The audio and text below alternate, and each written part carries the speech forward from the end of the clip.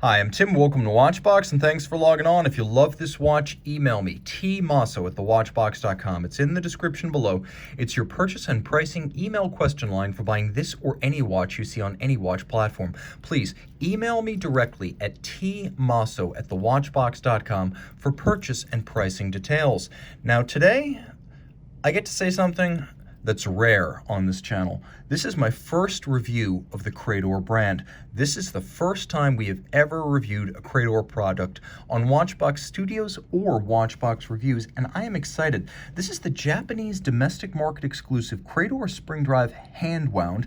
It is the GCLP995, and it's one of many Credor models only offered in the Japanese home market. Credor, of course, has long been a running mate of sorts to the premium Grand Seiko line. Credor often going above and beyond the premium status of Grand Seiko. As a result, these watches are scarce and revered, particularly in the West where they are seldom seen. Now the timepiece you see here is perfectly wearable at 38 millimeters. It's only 10 millimeters thick. It's only 43.7 millimeters from lug to lug, and if you add the solid end links of the bracelet, still only 47 millimeters from link to link across the wrist.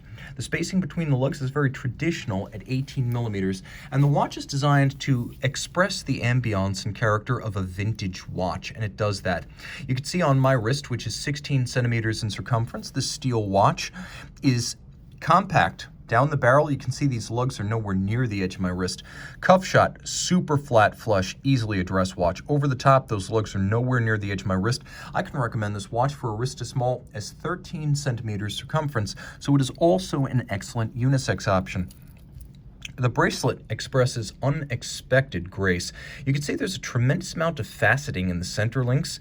I love these little rolled, polished intermediate links that flank the center links, and then you can see polished outer faces with satin finished primaries. You can also see that, get a little bit closer here, the removable links are fixed in place by pins and sleeves, so if you want to size this at home, you'll use a block and a punch to do so. But note how many removable links there are. You will make sure, thanks to the many small removable links, that you find the right fit and the right size with this bracelet. The bracelet has a fluidity to it that is unlike the steel bracelets of Grand Seiko watches.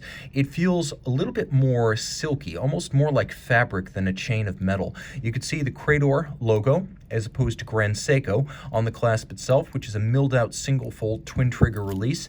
And then rolling around to the case, you can see the famed Zaratsu black polish. This is a craft that is manual, that is hand finishing, and requires 3 years to learn. The spinning tin plate of a European-made Zalitz machine is held directly against the side of the surface to be milled. So this is done by eye and hand coordination and craft knowledge. The result is a hand-finished case that lives up to the billing of this technique. The case is also thin in profile. The lugs have a straight projection that makes them a little bit more anachronistic. They're not blended in like a more modern watches would be. The idea here is to express something very much like a vintage watch, as a Seiko or Grand Seiko product would have looked in the 60s. You can see once again the Credor logo on the crown itself. Note the double knurling of the crown, superb attention to detail.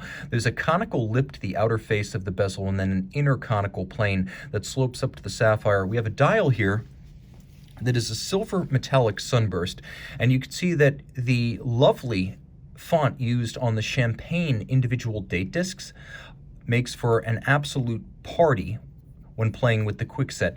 That is a gorgeous grand dot system, and you can see that the quickset makes for a little piece of horological theater for impressing your friends, and those are champagne-colored individual date discs. Now, everything else you can see on the dial, the indices, the hands at center, the hand for the power reserve indicator, they are actually finished on micrometric diamond-tipped milling tools by artisans who create these little components all day long. So the case is hand-finished, the dial furniture is hand-finished, and the second sand is made of steel and then fired blue rather than chemically dyed. It's actually oxidized blue. You can also see that the seconds hand as well as the extended minutes hand, they've been rolled on little mini rollers to curve and reduce the apparent distortion at the edge of the curved sapphire. You can see that there is a power reserve indicator, and the watch has a 48-hour Manual wind power reserve. This is something we rarely see on spring drive watches, a manual wind spring drive caliber. So it's manual wind and nicely designed. There are two different ways to express the aesthetics of a movement. One is finishing and the other is architecture. Now finishing is either going to be mechanical or artisanal or a blend of the two.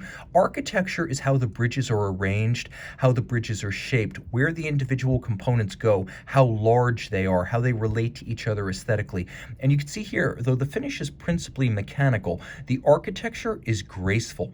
A 30 joule movement with a manual wind, 48-hour power reserve. It has both hacking seconds and the quick set date with a power reserve indicator, and it uses the spring drive unidirectional governing wheel technology to ensure that the watch is accurate to plus or minus 15 seconds a month. In this case, a dress watch case, it's 30 meters water resistant. Spring drive, of course, having no batteries, no capacitors, and no motors, the spring provides all of the energy, both electromagnetic and mechanical, to drive the watch. It is a watchmaker-built, watchmaker-regulated, and when the time comes, watchmaker-serviced movement designed to last not just the life of the owner, but the life of the watch. Reach out to Tim Mosso at thewatchbox.com for purchase and pricing details of this Japanese domestic market exclusive.